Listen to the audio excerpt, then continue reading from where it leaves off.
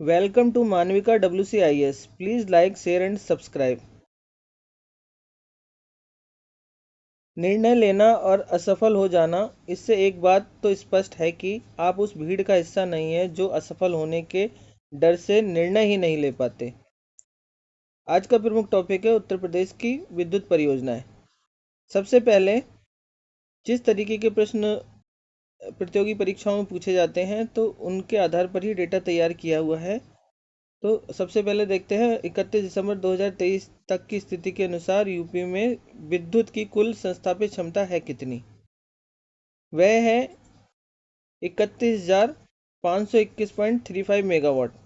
अब इसको अलग अलग सेगमेंट में बांट के देखें तो किसका कितना योगदान है। तापीय ऊर्जा का योगदान है इसमें 25,568 मेगावाट, नवीकरणीय ऊर्जा 5,011 मेगावाट, जल विद्युत ऊर्जा 501 मेगावाट और परमाणु या नाभिकीय ऊर्जा 440 मेगावाट। अब ये इस तरीके से क्यों दिखाया है, इसलिए क्योंकि आपको पता लगे सबसे ज़्यादा किसका योगदान है। तापीय ऊर्जा का, उसके बाद नवीकरणीय ऊर्जा का, उसके बाद जल विद्युत ऊर्जा का, उसके बाद परमाणु या नाभिकीय ऊर्जा का। अब इससे अगला प्रश्न क्या बनता है, अगर ये तो बड़ा प्रमुख उसमें दे दिया, अब अगर इसको और फर्दर डिवाइड करके देखें तो क्या होगा, वो दिखेगा आपको किस तरीके से। ये देखिए, अब अगर तापीय ऊर्जा को भी और डिवाइड कर दें तो क्या आ गया, कोयला आधारित संयंत्रों के द्वारा ऊर्जा और गैस आधारित संयंत्रों की ऊर्जा कितनी है। तो कोयला आधारित संयंत्रों की ऊर्जा कितनी है, 24,075 मेगावाट, और गैस आधारित संयंत्रों की ऊर्जा है 1,493 मेगावाट। अब नवीकरणीय ऊर्जा को भी के अंतर्गत भी अलग अलग देखें तो सौर ऊर्जा, बायो ऊर्जा, पवन ऊर्जा, जल विद्युत ऊर्जा आता है। तो ये जो सारा डेटा था बाकी सबको दिखा रखा है। ये तो है 31 दिसंबर 2023 तक की स्थिति के अनुसार, और ये जो नवीकरणीय ऊर्जा को और फर्दर अलग अलग अलग भागों में बांट के देखें तो उसका जो डेटा है वो आपको मिलेगा जो है 2022 के अकॉर्डिंग है, उससे अपडेटेड अभी अवेलेबल नहीं था, तो फिर भी हम इसको पिछले आधार पर देखते हुए चलेंगे। अब इससे संबंधित प्रश्न और आगे फर्दर आ जाए कि विद्युत उत्पादन का घटता क्रम लिखिए तो क्या आएगा। कोयला आधारित संयंत्रों की ऊर्जा सबसे नंबर 1 पे 24,075 मेगावाट, फिर नवीकरणीय ऊर्जा 5,000, फिर गैस आधारित संयंत्रों की 1,493, जल विद्युत की 501 और परमाणु नाभिकीय ऊर्जा 440 मेगावाट। अब इसको भी अगर सौर ऊर्जा, बायो ऊर्जा को भी देख लें तो इन सबको भी देखें तो सबसे पहले सबसे ज़्यादा कोयला की, फिर सौर ऊर्जा आता है, फिर बायो ऊर्जा, फिर गैस आधारित, फिर जल विद्युत, फिर परमाणु ऊर्जा, फिर लघु जल विद्युत। तो आपको ये दिखेगा। अब इससे आगे अगर देखें तो ये क्रम आता है, इसलिए मैंने आपको दिखाया। अब इससे आगे देखें तो उत्तर प्रदेश में विद्युत की कुल संस्थापित क्षमता अगर हम दूसरे नज़रिए से देखें, कैसे देखा जाता है, इससे संबंधित प्रश्न क्या आएगा। सेंटर सेक्टर की कितनी, प्राइवेट सेक्टर की कितनी और स्टेट सेक्टर की कितनी है। तो ये जो हमने देखा था 31,521 मेगावाट को, तो अब इसको अलग अलग अलग देखें तो सेंटर सेक्टर के तहत आती है 13,413 मेगावाट क्षमता, संस्थापित क्षमता, और प्राइवेट सेक्टर की के तहत 11,742 मेगावाट और स्टेट सेक्टर के तहत 6,365 मेगावाट। तो ये भी पूछा जा सकता है, तो ये क्रम भी याद रखिएगा। अब दूसरा क्या होता है, अब हमें पता होना चाहिए। अब जो तापीय ऊर्जा की बात करते हैं, अब हमने ये देख ही लिया था ऊपर, तापीय ऊर्जा के अंतर्गत क्या क्या है, क्षमता कितनी है संस्थापित 25,568, और कोयला आधारित के अंतर्गत 24,075, और गैस आधारित के अंतर्गत 1,493 मेगावाट। अब उत्तर प्रदेश में जो ताप विद्युत संयंत्र हैं वो कौन कौन ऑपरेट करता है या किसके अंतर्गत आते हैं। तो अगर हम एनटीपीसी के द्वारा, नेशनल थर्मल पावर कॉरपोरेशन के द्वारा स्थापित ताप विद्युत संयंत्रों की बात करेंगे तो ये इधर दिखाए हैं मैंने, और अगर उत्तर प्रदेश राज्य विद्युत निगम के ताप विद्युत संयंत्रों की देखेंगे तो ये दिखाएं। अब ये ऐसा क्यों दिखाया है, क्योंकि इससे संबंधित प्रश्न आ जाता है कि निम्न में से कौन कौन से संयंत्र राज्य विद्युत निगम के ताप विद्युत संयंत्र हैं। तो हमें पता होना चाहिए उनको इस तरीके से भी आ सकता है और दूसरा ये भी आ सकता है कि इनका मिलान कीजिए। अब हरदुआगंज दे दिया तो क्या आएगा, अलीगढ़ में है। जवाहरपुर एटा में है। परीक्षा ताप विद्युत संयंत्र क्या है, तो वो है झांसी में। पनकी कानपुर में, अनपरा सोनभद्र में, ओबरा सोनभद्र में। तो इनकी लोकेशन भी मैंने दिखाई हुई है इन पे मैप में, तो ये भी आप जूम करके देख सकते हैं। इस तरीके से अगर हम उत्तर प्रदेश राज्य विद्युत निगम के ताप विद्युत संयंत्र की बात करेंगे तो कहाँ कहाँ है, हरदुआ, जवाहर, परीक्षा, पनकी, अनपरा और ओबरा। अब ऐसे ही एनटीपीसी की बात करेंगे तो एनटीपीसी के अंतर्गत कौन कौन से स्थानों पर है ताप विद्युत संयंत्र यूपी में। दादरी जो गौतम बुद्ध नगर में है, औरैया में ही है। ऊंचाहार रायबरेली के अंतर्गत है। रिहंद ताप विद्युत संयंत्र सोनभद्र में है। सिंगरौली ताप विद्युत संयंत्र भी सोनभद्र में है। और टांडा ताप विद्युत संयंत्र अम्बेडकर नगर में है। ये सब काय के हैं, एनटीपीसी के अंतर्गत है। अब इसमें भी एक क्वेश्चन और बनता है कि ये तो सारे जैसे उत्तर प्रदेश राज्य विद्युत निगम के हैं, ये तो सारे जो हैं वो कोयला आधारित संयंत्र हैं। और यहाँ पर एनटीपीसी में है कुछ कोयला आधारित है और कुछ जो है गैस आधारित है। तो अब ये बात आती है तो हमें पता होना चाहिए गैस आधारित कौन कौन से हैं। अब अगर हम सब में देखें तो दादरी ये गैस आधारित और औरैया गैस आधारित, इसीलिए इनको स्टार से दिखा दिया है, दादरी और औरैया। अब दादरी में एक और ख़ास बात है, दादरी में क्या है, गैस आधारित भी है और कोयला आधारित, ये दोनों तरीके से मतलब ऊर्जा विद्युत ऊर्जा का उत्पादन करता है। अब बाकी जो बच्चे ऊंचाहार, रिहंद्र, सिंगरौली और टांडा, ये सारे जो हैं वो क्या हैं, कोयला आधारित ताप विद्युत संयंत्र हैं। अब जवाहरपुर में इधर जो है, इसमें जवाहरपुर को और एक देख लें, विद्युत उत्पादन निगम लिमिटेड उत्तर प्रदेश राज्य विद्युत निगम लिमिटेड की 100% सहायक कंपनी है जवाहरपुर। ठीक है, तो अब ये हो गया। अब हम आगे बढ़ते हैं। अब ये देखते हैं हम उत्तर प्रदेश में संयुक्त एवं निजी ताप विद्युत संयंत्र की बात करते हैं। कौन से संयुक्त हैं और कौन से निजी हैं, ये तो हमने ऊपर तो देख ही लिए थे। अब इनको अगर संयुक्त की बात करें तो ये घाटमपुर ताप विद्युत संयंत्र, घाटमपुर कहाँ है, कानपुर में। और तो घाटमपुर ताप विद्युत संयंत्र जो है किसका है, यूपी राज्य विद्युत उत्पादन निगम एवं नेवेली लिग्नाइट की संयुक्त परियोजना है। इसी तरीके से मेजा जो है प्रयागराज में, तो मेजा ताप विद्युत संयंत्र जो है यूपी राज्य विद्युत उत्पादन निगम एवं एनटीपीसी की संयुक्त परियोजना है। अब इसके अलावा प्राइवेट में कौन कौन से आ जाते हैं, 12, ये प्रयागराज में है ये भी। तो 12 ताप विद्युत संयंत्र Prayagraj power generation company limited द्वारा स्थापित है, निजी क्षेत्र का है ये।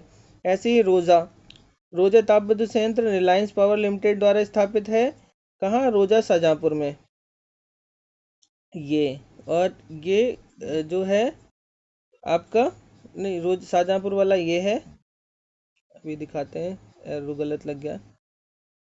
अभी ये देखिए, ये जो है शाहजहाँपुर वाला यह है। और ये घाटमपुर वाला है, ये घाटमपुर है। और ये प्रयागराज के दोनों हैं, 12 और मेजा। तो इस तरीके से ये हो जाते हैं। अब एक प्राइवेट का इसमें नोट नहीं किया है, वो क्या है, ये सोनभद्र में जो है आदित्य बिरला ग्रुप का है, रेणुकूट में। तो वो भी है आदित्य बिरला ग्रुप का। तो इस तरीके से ये सारे ताप विद्युत संयंत्र हमने प्रमुख सारे देख लिए। अब इसमें याद क्वेश्चन किस तरीके से आता है, गैस आधारित संयंत्र कौन सा है, और और इनका मिलान का आ सकता है कि कौन सा कहाँ है, तो ये स्थान हमें पता होना चाहिए कौन सा कहाँ पर है। और या फिर ये आ सकता है निम्न में से कौन सा एनटीपीसी के अंतर्गत आता है या कौन सा राज्य उत्तर प्रदेश राज्य विद्युत उत्पादन निगम लिमिटेड के अंतर्गत आता है। तो ये ध्यान रखना है। अब आते हैं सौर ऊर्जा से संबंधित किस तरीके से प्रश्न बनते हैं।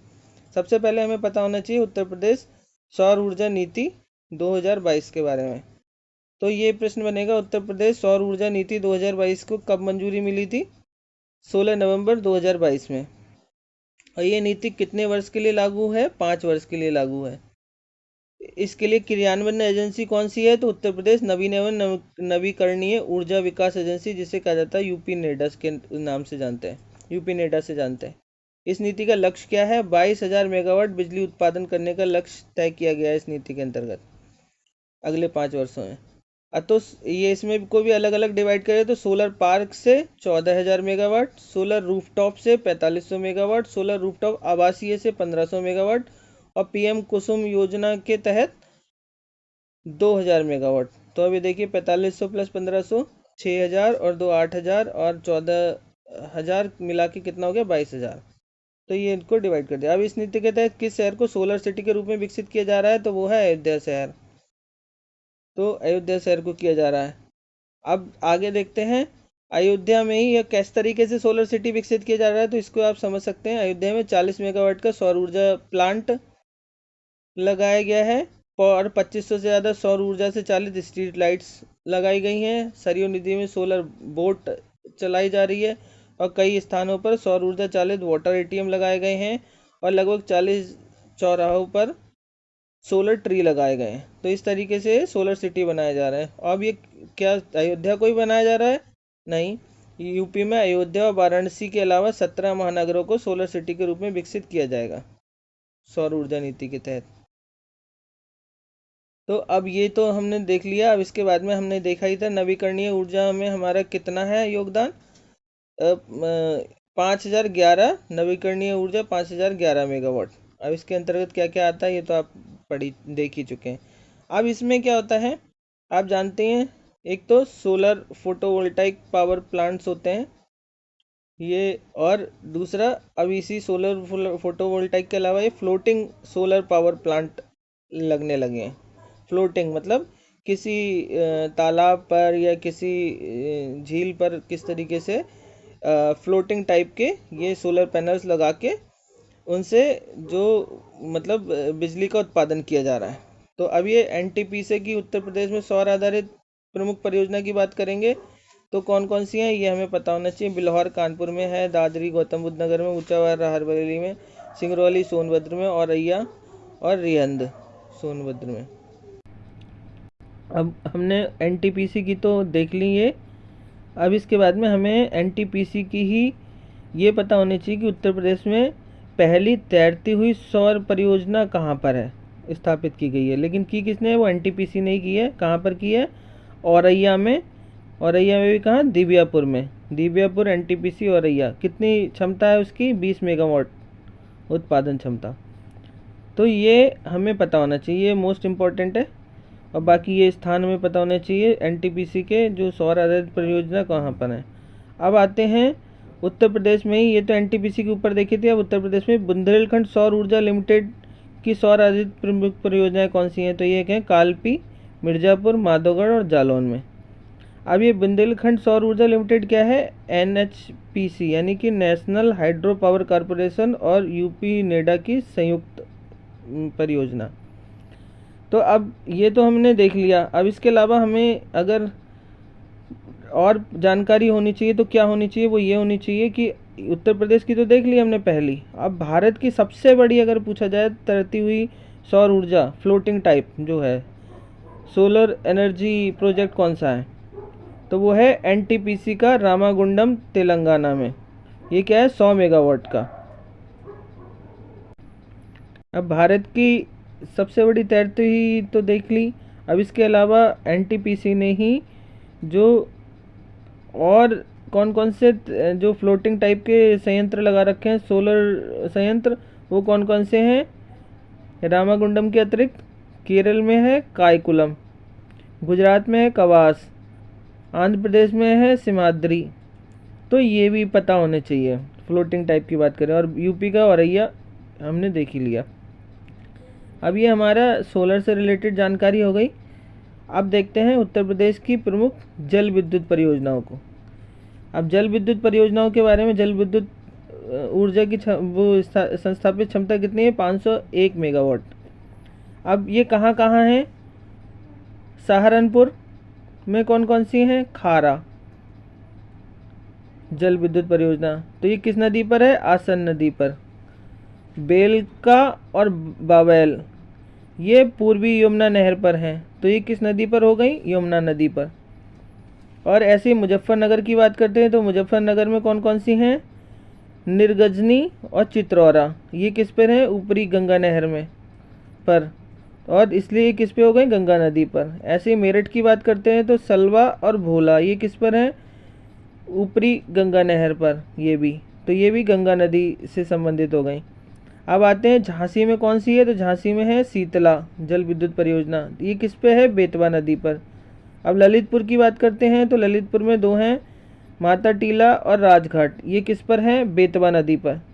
अब सोनभद्र में भी दो हैं, कौन सी? रेहंद और ओबरा जल विद्युत परियोजना है, तो ये किस किस पर है? ये भी रेहंद नदी पर है। तो ललितपुर में बेतवा पर, और सोनभद्र में रेहंद पर, और झांसी में भी बेतवा पर। अब प्रमुख नई जल विद्युत परियोजनाएं और देखते हैं, पता होना चाहिए, क्योंकि इससे संबंधित प्रश्न यही आएगा कि ये जल विद्युत परियोजना किस स्थान पर है या किस नदी पर है, और इसी से संबंधित मैचिंग का भी आ सकता है। तो सहारनपुर में हमने ये तो देख ही ली थी, खारा और बेलका बबैल, इसके अलावा खैरी और मलकपुर रेहनी। ऐसे ही पीलीभीत में कौन सी है? शारदा सागर और डुंडा और माधो फर्स्ट। शाहजहाँपुर में है माधो सेकंड और शाहजहाँपुर नाहिल। मिर्ज़ापुर में है बाणसागर 1 और 2 और मेजा। बांदा में कौन सी है? केन शाखा 1 और 2। चंदौली में कौन सी है? कर्मनासा, और ललितपुर में है बंदरान। तो इस तरीके से हमने जल विद्युत का उत्पादन, जल विद्युत ऊर्जा का उत्पादन यूपी में कहाँ कहाँ हो रहा है ये देखा हमने। अब देखते हैं हम उत्तर प्रदेश में जो नाभिकीय ऊर्जा का उत्पादन कहाँ हो रहा है। तो नाभिकीय ऊर्जा से संबंधित बात करेंगे तो उत्तर प्रदेश में एकमात्र परमाणु ऊर्जा संयंत्र है, और वो कहाँ पर है? बुलंदशहर नरौरा में। नरौरा परमाणु संयंत्र कहाँ है? बुलंदशहर में। तो इस संयंत्र में 220 मेगावाट के 2 रिएक्टर कार्यरत हैं, इसलिए इसकी क्षमता कितनी हो गई? 440 मेगावाट। वही हमारी यूपी की नाभिकीय जो ऊर्जा है उसकी क्षमता है। अब इस संयंत्र में विद्युत का व्यावसायिक उत्पादन की बात करें तो कब से हुआ? तो प्रथम यूनिट, 2 यूनिट है, तो प्रथम यूनिट 1 जनवरी 1991 से, और द्वितीय यूनिट है जो 1 जुलाई 1992 से उत्पादन शुरू हुआ। तो अब हमारा यही चीज़ हो गई। तो अब हम अगर शुरू से देखें तो हम देखेंगे तो नाभिकीय ऊर्जा 440 मेगावाट कहाँ से उत्पादन हो रहा है? वो नरौरा परमाणु संयंत्र से। ऐसे ही हमने जो जल विद्युत ऊर्जा की बात करते हैं तो ये जो 501 मेगावाट का उत्पादन हो रहा है, तो ये सारे स्थान हमने देखे, ये सारी परियोजनाएं। अब इसके बाद में सौर ऊर्जा की बात करते हैं तो सौर ऊर्जा से आधारित जो परियोजनाएं हैं वो सारी ये हैं, और इसके अतिरिक्त भी कुछ और हैं छोटी छोटी परियोजनाएं। अब सौर ऊर्जा नीति के बारे में जाना, और नवीकरणीय ऊर्जा के अंतर्गत कितना क्या है? 5011 मेगावाट। अब ऐसे ही ताप विद्युत संयंत्रों की बात देखेंगे तो हमने ताप विद्युत संयंत्रों में देखते हैं तो उसकी क्षमता देख ली, कोयला आधारित देख लिया, गैस आधारित संयंत्र देख लिए, और किसके अंतर्गत आते हैं? एनटीपीसी के अंतर्गत कौन सा आता है? उत्तर प्रदेश राज्य विद्युत निगम के अंतर्गत कौन सा आता है? ऐसे ही जो प्राइवेट वाले हैं और संयुक्त हैं वो भी हमने देख लिए, ये संयुक्त प्राइवेट सब देख लिए हमने ये, और हमने इसका जो क्रम भी देख लिया कि किसका क्या क्रम है, ये भी हमने देख लिया। इससे संबंधित प्रश्न आ जाता है। तो ये हमारा उत्तर प्रदेश की विद्युत परियोजना से संबंधित टॉपिक कंप्लीट होता है। मानविका WCIS आपकी उज्जवल भविष्य की कामना करता है। यदि ये टॉपिक आपको पसंद आया तो लाइक, शेयर और सब्सक्राइब करना ना भूलें। धन्यवाद।